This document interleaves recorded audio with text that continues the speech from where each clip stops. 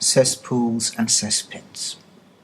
Cesspools, commonly referred to as cesspits, are typically holding tanks for untreated sewage waste. The difference between septic tanks and cesspits.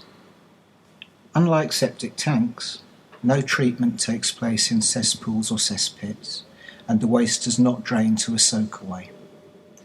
The cesspit simply collects and stores the untreated sewage until it is taken away to a sewage treatment works.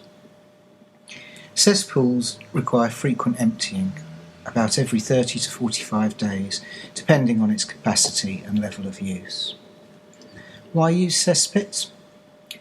Cesspools and cesspits can act as a temporary solution for areas where there are no mains drainage systems and in locations where discharge of treated sewage is not permitted because of unsuitable ground conditions.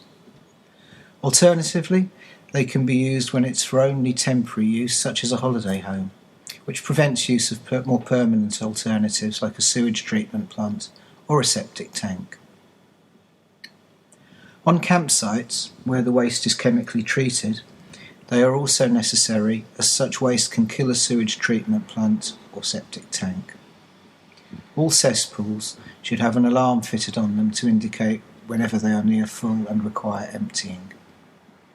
The alarm is the only safe method of checking the cesspit's level, as opening the lid can release noxious and dangerous gases which could be very harmful to the general population. Cesspools and cesspit problems. Due to the ventilations fitted on cesspools and cesspits, they generally give off a very powerful odour when the gases escape. Leaking or overflowing cesspools are a violation of the Public Health Act of 1936, and if it pollutes a watercourse, you could be liable for a 3-month imprisonment of a fine of up to 20k.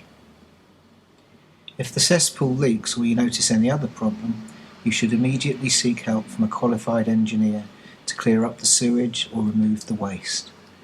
And of course, the source of the problem should be found and fixed right away. When positioning a cesspit, there are some important factors that you should consider. The system should be at least 7 metres away from any household and very far away from any watercourse, typically more than 10 metres. Adequate space and access for emptying tankers should also be considered.